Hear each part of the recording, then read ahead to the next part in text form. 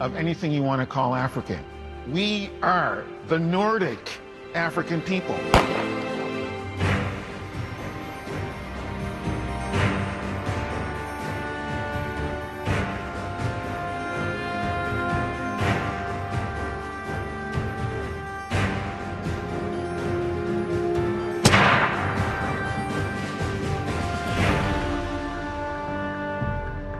What we have to understand is Nova Scotia history of Black presence is very complicated. I think it's the most complex in the nation. We're dealing with waves of migration. After meeting the Queen in Buckingham Palace, she asked me about it. She said, tell me about this Book of Negroes. And I love the fact that this kid from Don Mills could tell the Queen something about British history that she didn't know. They were not settlers, they were settled, given no other place then to come to Nova Scotia.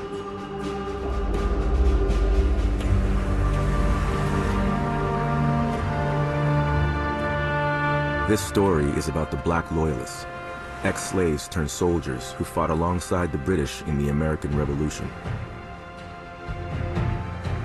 They came to Nova Scotia with hope in their hearts and freedom in their hands. Next came the Fighting Maroons of Jamaica, who were deported to Halifax in 1796 by the British. Undefeated warriors who lived free for over a century. They embodied a powerful spirit that could not be subdued.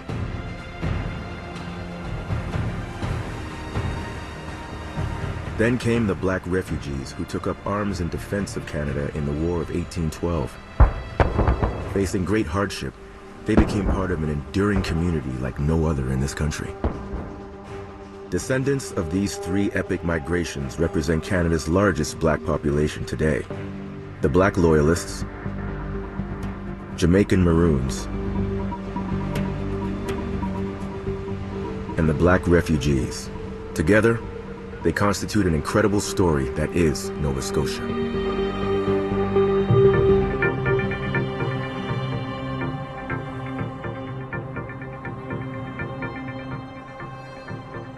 My name is Isaac Sini. I'm the director of the Transition Year Program at Dalhousie University. I'm also a specialist on the history of Cuba, African diaspora, and Black Canadian history. One of the very interesting myths about the American War of Independence is that the majority of people of African descent supported the rebels who were fighting to throw off the yoke of British domination. But many more Africans volunteered to fight with the British because the British, in a sense, promised them freedom, issued 2 proclamations, and said any African who joined them would be granted their freedom. When the revolution broke out, the population of the American colonies was about 2.5 million people. Included in that 2.5 million were 500,000 enslaved Africans and African Americans. And it occurred to some of the British dignitaries that if they could get the enslaved population on their side, then they could win the war. But the estimate at the time was 100,000 enslaved people ran away to the British. My name is James Walker. I am now an emeritus professor, and I taught race relations and human rights at the University of Waterloo. The person claiming freedom had to run away, had to free themselves, and then they went and offered their services to the British. And it was a slave rebellion. They were saying, I want to participate in this slave rebellion. And so to do that, they had to join the loyalists. They referred to as Black Loyalists. Some of these who joined the British side to fight, different Black battalions were formed. Some of them actually carried emblems that said liberty for slaves, which indicated that not only were they free from slavery, but they were willing to engage in a collective blow for their other brethren who were enslaved as well. They were promised freedom, they were promised land, they were promised provisions if they fought. When they came to Nova Scotia, many of them, and some people have used the term, thought they were coming to the promised land because they had these certificates of freedom that were granted to them that established the fact that they, even though they were Africans, were legally free.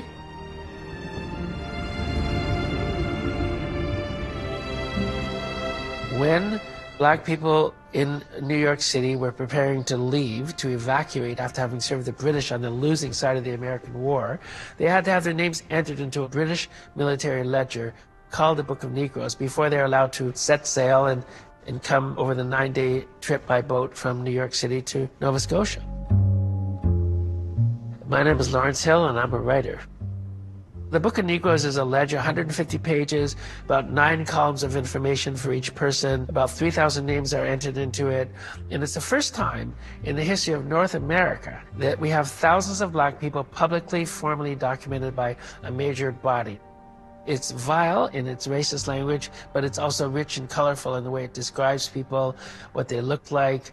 Often a term such as lusty wench, appears to describe a young black woman, or broken down, not much good, might be another term that's used to describe, say, a man who's blind, who's coming to Nova Scotia. So the black loyalists arrive as free men and women into a society that's already prepared to treat people of African descent as simply people who would provide labor and will be bereft of political rights. My name is Charmaine Nelson, and I'm a Tier 1 Canada Research Chair and the Director of the Institute for the Study of Canadian Slavery at NASCAD University. Can we for a moment observe the hypocrisy of the British? So the British in the Revolutionary War, they don't stop slaving. They just say, you people who are enslaved by our enemies now, the rebels, we will free you and send you to Nova Scotia if you cross to our lines and help us. But at the same time, they're evacuating British loyalists who are white and saying, bring your servants and enslaved people with you to Nova Scotia. Do we see the hypocrisy in that? Yes, I think we do. I just got to get at it like this. British descended Canadians especially have always needed to justify the existence of Canada as a separate country from the United States, because the Americans did the unbelievable thing of overthrowing a king, of dislodging a monarch, of rebelling against royalty. George Eliot Clark, I'm a poet. First and foremost, my scholarly work has been about African culture in northern North America. For the Loyalists who come to British North America in 1783, they have a great psychological problem. They've just been kicked out of the United States. The first thing they had to grasp onto to justify their existence as a separate entity now was slavery. Even though they were slaveholders, even though colonies like Nova Scotia began as slave-holding colonies, for crying out loud, they did this great hypocritical British trick of pretending that they represented all justice and virtue in the world, and so they began to demonize America as the land of slavery. So the hypocrisy in Canada is that we've enshrined in the curriculum, and I'm talking from grade 2. My students tell me that from grade 2 in Canada, they're being taught about what? The Underground Railroad. And typically that's rolled out, of course, we could guess, surprise, surprise, in February, right? Because that's when you're allowed to talk about Black history. So I asked them day 1, who comes to the class knowing that slavery even happened in Canada? In 17 years, I had 1 student say yes. We're still living with this propaganda 200 plus years later, this terrible lie. We've enshrined in our curriculum a 31-year history when we were abolitionists, and obliterated, ignored, and erased our 2-century history of slaving.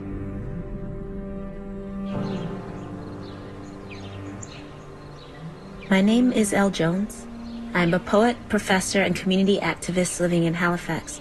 There's the longest history of white supremacy in Canada, and people obviously forget about that. So if we think about Shelburne, the first race riots in North America are in Shelburne, and this is when we have the Black Loyalists, meaning in the War of 1776, the American Revolution, as white people are fleeing. Some of them are bringing their slaves. You have unfreed Black people coming with their owners, and then you have freed Black people who fought for the British in order to earn their freedom, and they're being brought up as well. So like on the same ship, you can have somebody coming as enslaved property and somebody coming as a liberated Black person. 10% of the Loyalists, the supposedly founding body of English Canada, for crying out loud, 10% of them were Black. When people talk about there's 2 founding peoples, 2 founding European peoples, you got some African people in there too. When they get to Nova Scotia, they are not given 100 acres. They are not even given, in many cases, 10 acres. Sometimes they're only given 1 acre.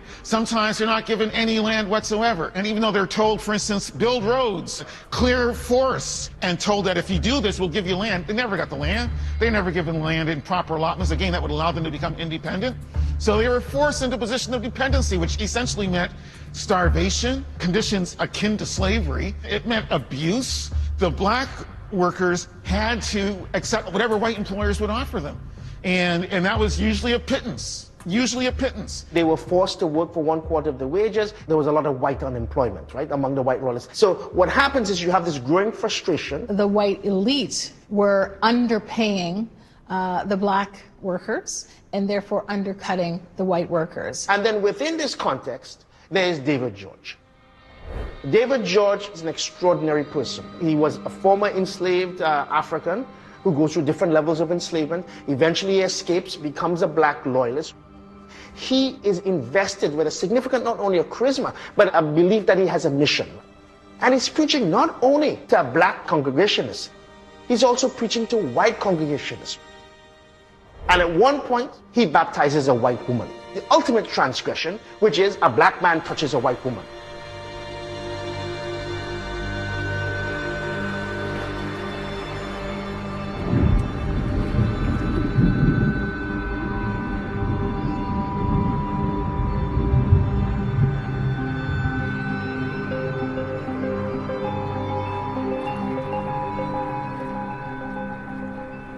And that becomes the spark for the riot. July 25th to July 26th, a riot ensues. David George is driven from Birchtown. In some accounts, he's tarred and feathered. His house is torn down. He has to hide in the swamps.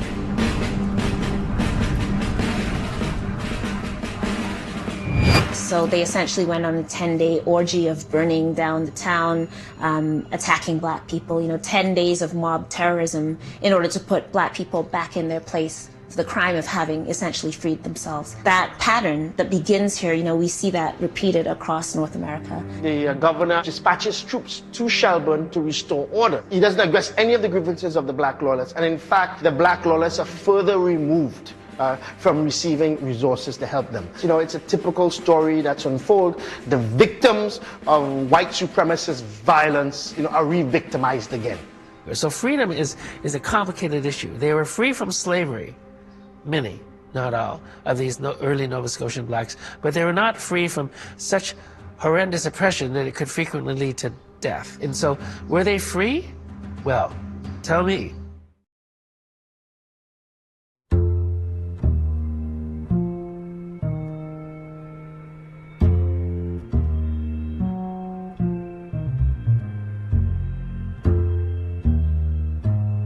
My name is Wayne Hamilton. I work with the Office of African Nova Scotian Affairs, and I'm involved with a lot of work as it relates to African Nova Scotians here in the province. Yeah, when you talk about land and freedom and wanting that farm and place that you could call your own, that didn't happen for a lot of the early settlers that came here who were black-skinned. You were probably given the opportunity to have a permit for occupancy, but never necessarily being able to own it. The land was stony, it was pebbly, there wasn't much of it. They're basically dropped on the shores of Nova Scotia with no land, no provisions, no means of taking care of themselves. And they are literally digging holes in the ground in places such as Birchtown, Nova Scotia, to stay alive in the winter months in Atlantic Canada. Holes in the ground. So a pit house, in order to survive, was just simply digging a pit into the ground and finding some way to cover it. Coming up from the southern United States, for example, how terrible this experience must have been for them. They came to the conclusion that if they could not receive redress from the colonial authorities in Nova Scotia, they would send somebody to the seat of the British Empire, the seat of power, London, England, to actually bring their case. And Thomas Peters was selected to be their representative. He traveled in 1791 to London, England. He discovers that they themselves were trying to create this new project, this experiment in Sierra Leone, right, as a refuge for escaped slaves and homeless blacks in London itself. Thomas Peters returns explaining this possibility of leaving Nova Scotia and going to Sierra Leone to the black loyalist populations. The authorities were very concerned because this black loyalist labor was so central to their plans for Nova Scotia. John Clarkson expected only about 500 people. In the end, 1,196 left. But you got to ask yourselves, why did so many of those folks leave? If Canada was so welcoming, that had a huge impact on the development of Canada, especially if we think about African Canada. What would Canada look like now If the vast majority of those African Americans had actually remained, you know what? Canada would have had a black belt of its own. Instead of having a black belt, we have black pockets. That's the way I put it. That's the big difference between African Canada and African America. They left because they were denied what they had ultimately wanted, which was freedom. And imagine where they went to. They went to a place that they named the colony of Freetown. 15 ships left Halifax Harbor on January the 15th. There's nothing that talks about the 15 ships. If 15 ships left Halifax Harbor at any point in time, it's a news story. But you cannot find anything other than an anecdotal record that 15 ships left Halifax Harbor. 1,200 sang, damn thee well, go to hell, Halifax. And the flowers of the black citoyenne, nevermore to feel like slaves, keel-hauled Atlantic waves to reach Freetown Beach, Sierra Leone. How apt our song, many thousands gone, en route to Canaan. Next, 600 Maroons landed, stranded in Scotia as Jamaican guerrillas in 1796. The Jamaican Maroons came next. Many of them settled in Preston in some of the spaces abandoned by the black loyalists. Deported from Jamaica in 1796, the Maroons were a powerful, militaristic group of Jamaicans who expected to be treated as equals among men. Just in a place of reflection and thinking about like the family and how I first found out I was a descendant of the Maroon was really because I started growing quite tall, and I was the tallest amongst all my friends and most of my family members, taller than my mother, and I had these long arms, this little skinny frame, these long hands, and I'd be like, where did all this come from? And that's how I learned that I was a descendant of the Maroons. And so I started learning how rich the history was, and I felt proud, right? Like I was like, oh, look at me, I'm somebody, you know, like I felt really confident, right? I remember in school when the Maroons were mentioned and the fact that, you know, there was a connection to the Collies in East Preston, and I'm thinking, I'm a Collie. I'm related to these people. Everyone gathered at my grandmother's house on Sundays. All my aunts and uncles would be around. And I remember my mom said to me, she said, you know what? We are related. I don't know how we're related, but we're related, and I'm going to find out how we're related. Yeah. Yeah. We planned the first Collie family reunion. Well, that just opened the floodgates. Yes. Because then we really started learning more about us and our people and our rich heritage. My mom did a lot of the research. We didn't just come here as slaves. And that was one thing she always said. Right on. We were not slaves. That's right. They made their mark in Nova Scotia. They came because they couldn't be controlled in Jamaica. The British couldn't handle them, and they had to leave because they were just too strong a people.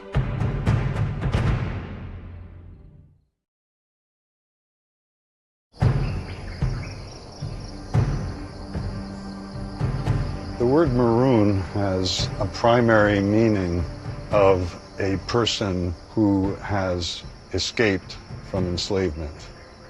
My name is Kenneth Bilby. I'm a cultural anthropologist. When speaking the colonial language, they would use the term maroon, and usually as a term of pride. By all accounts, these were very militaristic, proud people who understood themselves to be free. So, of course, the Maroons were self-liberated, formerly enslaved people of African descent in Jamaica who were able to create strongholds, usually in the mountainous regions, and fight off the British soldiers. The Maroons have been fighting a successful guerrilla war against the Jamaican, British, and Spanish slaveholders. They would raid the plantations, they would free black people, carry them back into the hills and the cockpit country of Jamaica. The Maroons were able to escape and remain largely invincible, partly because there were parts of the interior of the island that were very, very rugged.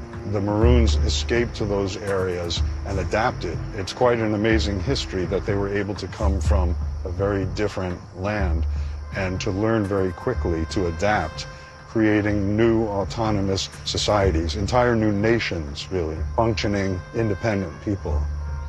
What historians know as the Second Maroon War began. A couple of Maroons were accused of having stolen a pig, and without being taken back to the Maroon community and properly tried within the sovereign Maroon government, they were tried outside, found guilty, and then whipped in punishment.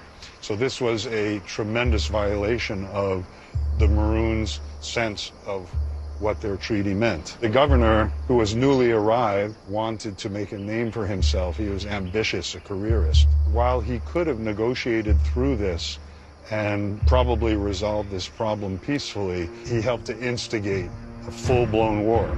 So the Maroons actually set fire to their town and they went back into the forest in the cockpit country, and it went on for months. It led to tremendous losses on the British side and virtually no casualties, deaths on the Maroon side. So the British ended up doing with the Maroons what they would later do with other recalcitrant parties elsewhere in their vast empire, which is, let's stop fighting. Why don't you come down from the hills and join us? The Maroons agreed to negotiate terms for peace.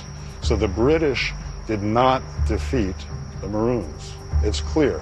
When you sue for a peace treaty, that is not defeat. They never won in battle against the Maroons. Walpole made a treaty with the Maroon leaders, but the key term from the Maroons' perspective was that they would not be deported off the island. They could stay in Jamaica.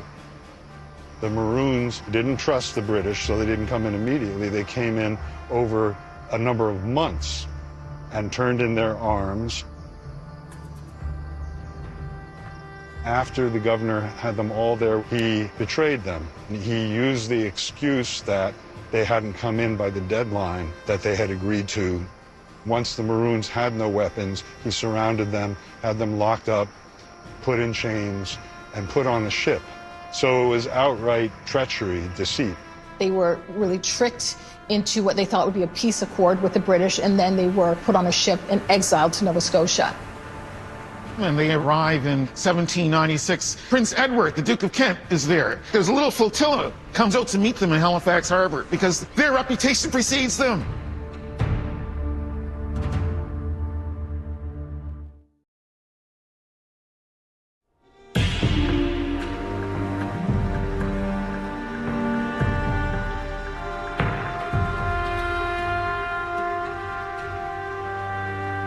Halifax was the capital of the North Atlantic Royal Navy. It was also all about military conquest, all about armed force. And the British Empire was a naval empire, of course. The Maroons, when they arrived in Halifax, again, greeted by royalty, for crying out loud. I mean, that's a bit different than most of the black migrants coming into colonial Canada.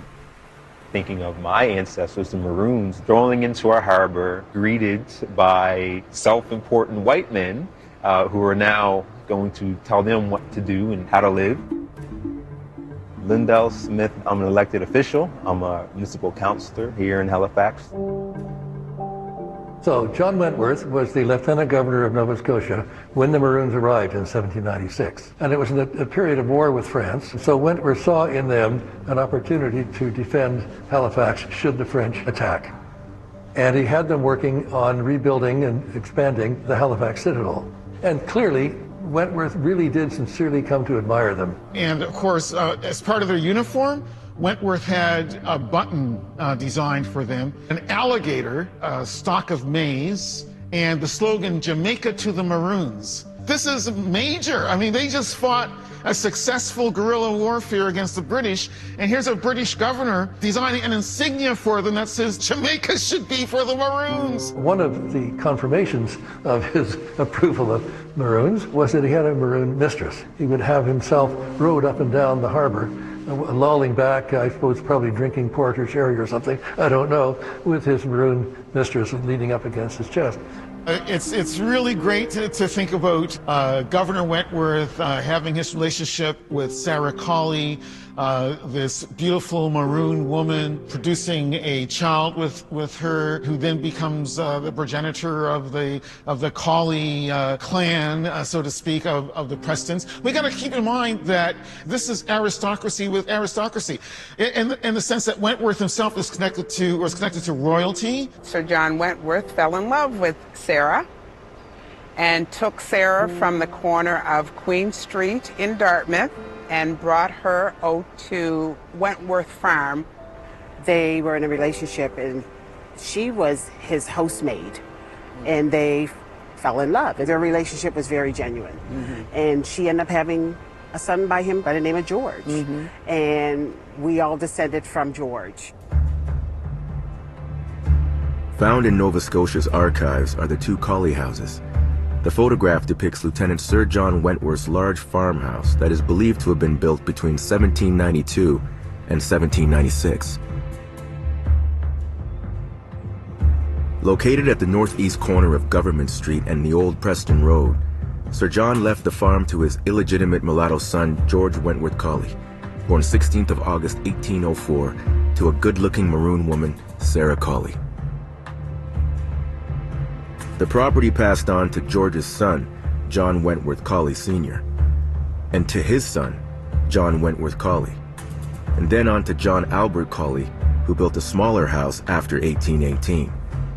The original farmhouse fell about 1845.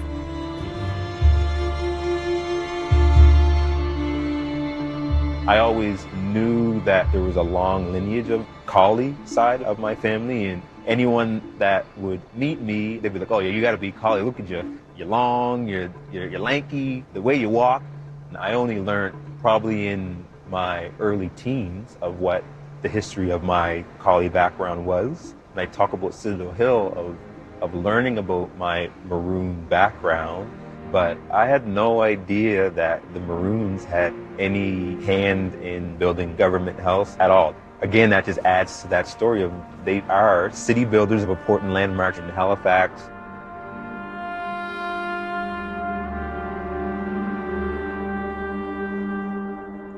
So where are you from?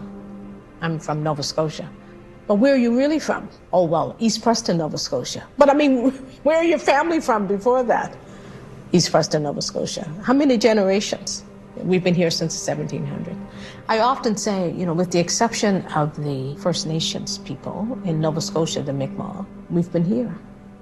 I grew up in the Black community of East Preston. It just felt normal to us to be in a school where all the students were of African descent, all the teachers, they were all people of African descent. 3 black schools were established in Nova Scotia. The schools were built by the blacks, but the funding came from London. Our ancestors weren't allowed to go to schools in the neighboring white communities. The province wouldn't put schools in our communities, so our ancestors had to build those schools themselves. The original schools were, you know, little 2x4s with a stove and an outdoor toilet. But that's how our ancestors valued education. So yes, the schools were segregated. They were legally segregated. The Viola Desmond story is well known because of the segregated movie theater. But all public spaces were segregated. We had a teacher that was doing a history class of Citadel Hill. And I said to her, well, what about the Maroons who built this? She didn't like that. Me and some other kids got kicked out of the class because we interrupted the peaceful classroom. But it's stories like that where you advocate for your history and it's like, you can't forget that. When I think about going to university at the age of 15, it was the first year of leaving the comfort of the segregated school and going to an integrated school for the first time. So up until that point, I thought the world only consisted of black people. Because that was my world. And it was also a very rude awakening about individual racism, but also systemic racism.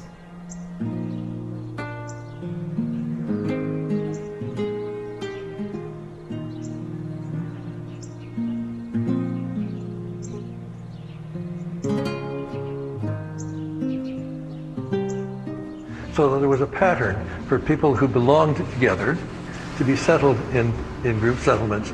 So this is why we get some main communities of black people. And one of the things that was remarkable was that they bonded together. In terms of the specificity of the closeness of African Canadian community, the conditions that white people set up to control enslaved black people were also the conditions that black people constantly resisted to preserve community and kinship. So if you think about it in a context like Nova Scotia, and it's so complex because we're dealing with waves of migration. But then what does that provoke in the community when you're in it together and you need to collaborate and have each other's backs in order literally to survive? Well, I grew up in East Preston, now being called Upper Governor Street. We had such a close-knit family. All of my uncles and aunts were my mother and father. Right. They were my support system. Right on. Having my great-grandmother live across the street from me, growing up, that was huge. How many people get to experience that? Not many. So me, blessed beyond measure. And I thank God that I was raised in this community. Yeah. Totally. I'm gonna lay down my burden way down. I'm gonna study the word of God. I ain't gonna study the word of God. Study the word of God. I ain't gonna study the word of God. Study the word of God. But I got baptized here in 1976 with 109 other people. And it was, I remember it like it was yesterday. Burning up hot, scorching hot, people all over, everywhere, all over here, all over there. Mama was sitting right there with her hat on and her chair. And she got a little hot. Reverend Scare in the water with Uncle Albert, getting us all baptized, all 110 of us. People came from all the black communities across the province, you know, just to see people get baptized, because it was a big thing. Yes, it was. You know, can you guys remember, like at 12, we were told that, you know, you had to go into the woods, you know, and don't come out of the woods until you're Yeah, we had to pray and go to the church and talk to the church and make sure that we were ready to get in that water and get baptized, and had our whites on. Everything was white. Sneakers, dress, hat, gloves. Got our little Bibles that night at church. It was just a beautiful day. Made the newspaper. Made the news.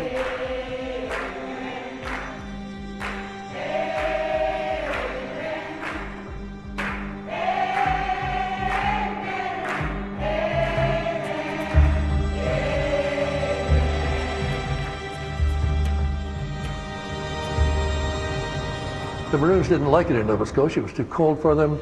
In one petition they sent to London, they said, the Maroon cannot survive where the pineapple cannot. What they were promised in their home is not existing when they actually land here. These are people who are fighters. These are people who valued ownership. It must have been frustrating. They were to be treated as settlers when they got to Nova Scotia, and they weren't in terms of the rations that were to be provided, the housing, the clothing, etc. They suffered through some miserable winters. Rejecting all attempts, all blandishments, all attempts to make them settle down and become farmers. They refused. They were fighters. They were guerrilla warriors. So their insurgency gave them a lot of cultural capital. And so ultimately they petitioned successfully to be sent elsewhere. And so they become the second group to go back to Africa. 1800, most of them leave Nova Scotia and go to Sierra Leone.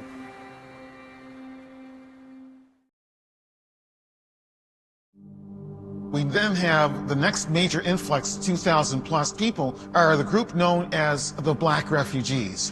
And they're arriving thanks to the War of 1812, Britain versus the United States.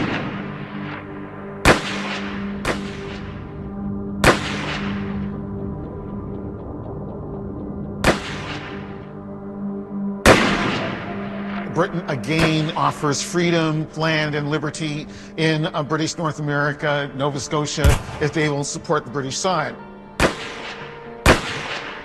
And it was a war policy because, of course, slavery was still legal in British North America. So they weren't just inviting black people to come and join them. They were also physically grabbing black people because they wanted to deprive the Americans of their labor force, putting them on board those ships and sending them to Nova Scotia, whether they wanted to go or not. 2,000 of them end up coming to Nova Scotia, and it's important to say the same dynamic plays out again. The War of 1812 came to an end, and Nova Scotia went from economic boom to economic bust. And that welcoming attitude changed to one of we don't want any more people of African descent to come to Nova Scotia. There was particularly vicious propaganda against the black refugees. That they don't know how to do anything, they're lazy, they can't farm. Just as with the black loyalists, they are forced into a position of near peonage, of having to humble down and work for the cheapest possible wages. Land grants were like 10 acres, and anybody who's visited Nova Scotia knows that for much of Nova Scotia, 10 acres wouldn't keep you alive. So what happened over time was that the black loyalist and black refugee communities merged, sometimes in existing communities, sometimes in new communities. A little ticket, a little piece of land, you put your hut up on it, you put your house up on it, all right? And then guess what? You got neighbors. You're all clustered together, 3 Mile Plains, 5 Mile Plains. You're clustered together in Preston, North Preston, East Preston, Cherrybrook, Lake Loon. Merging up the black refugees with the remaining black loyalist populations, they begin to establish African Nova Scotian identity. They are creating the foundations of a culture, for crying out loud. So they became family. There would have been obviously kinship bonds formed between Indigenous people and black people in a way that didn't transpire in the other regions.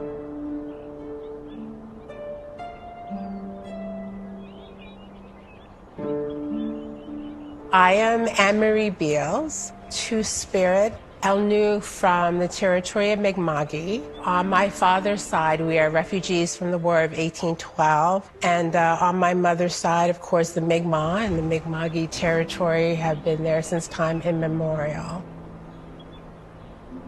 We have a very long history of relationships between Mi'kmaq and African Nova Scotian peoples. There are a lot of us. It's just that it was always hidden. It was erased in Canadian discourse. I grew up 35 minutes from Birchtown. I didn't know anything about that as a kid, and it's because the educational system didn't teach us it. My name is Natil Baptiste. I am a counselor for Acadia First Nation. I'm a Black and Native woman. It's an intertwined history of how the Black settlers were able to survive here. Indigenous and Black folk got together because they were facing a common enemy, white settlerism and the theft of Indigenous land. Edward Cornwallis enacted the Scalping Proclamation. It's really difficult to talk about, but they would pay 25 guineas, which would be stolen gold from the west coast of Africa, to pay for the scalps of Indigenous women and children.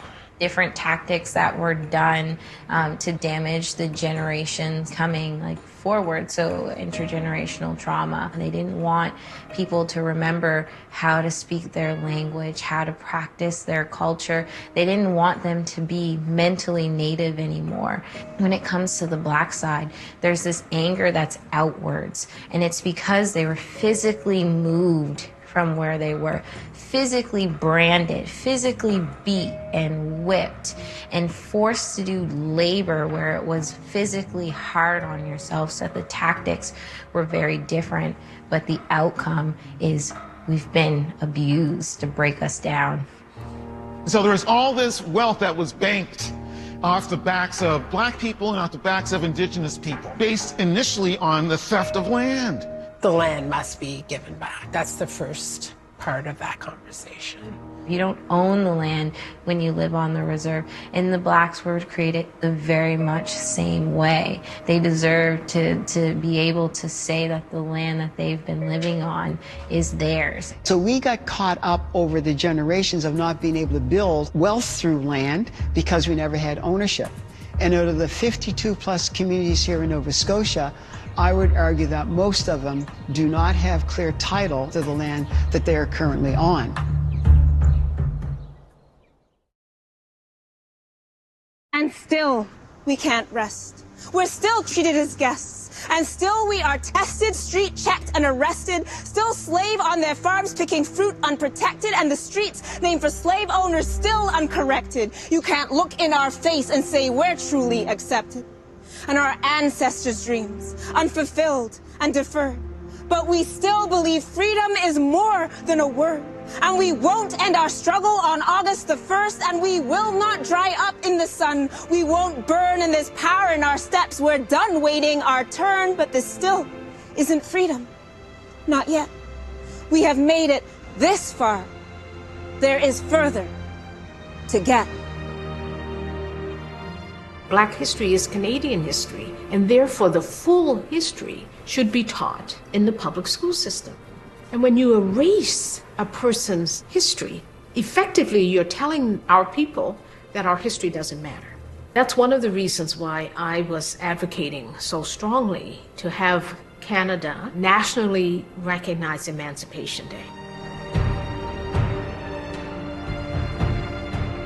It's a very important step towards us recognizing that these histories need to be taught and need to be claimed as a part of a dominant Canadian narrative that's a corrective to the hypocritical narrative that we now hold so dear. We cannot rest on our laurels of freedom. We have to keep running. We have to keep fighting. We haven't made it as long as our people live in prisons, as long as our people can't make minimum wage, as long as our people are struggling for childcare and food and housing. So I really wanted us to remember that on Emancipation Day. Freedom for one is no freedom at all. It's freedom for all of us, or freedom for none of us. We have shown that Canada is based on colonialism. Its colonialism is just as brutal, just as unjust as existed in the United States and other so-called nations of the Americas. And anti-black racism is alive in Canada and is emblematic of the fact that Canada is not the just and equitable and equal country it claims to be. Our landing and takeoff is very clean.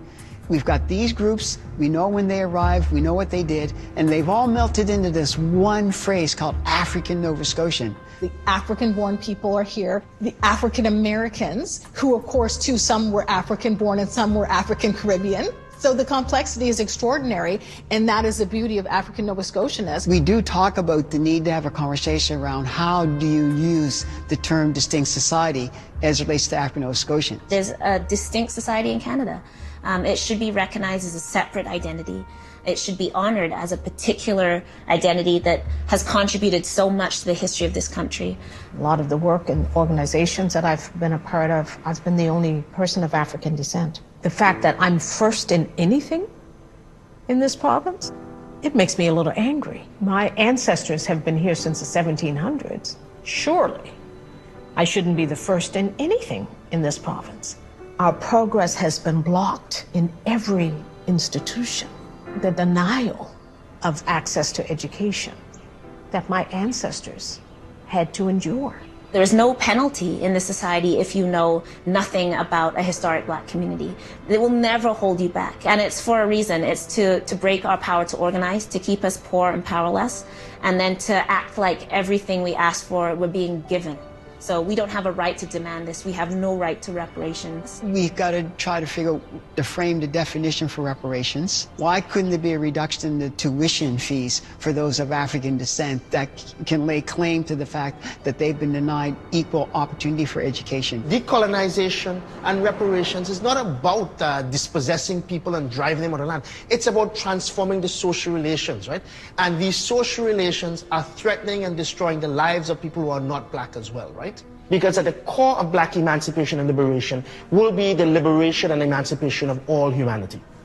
I think every generation needs to come to its own terms with human injustice. We will keep fighting for the betterment of all of us.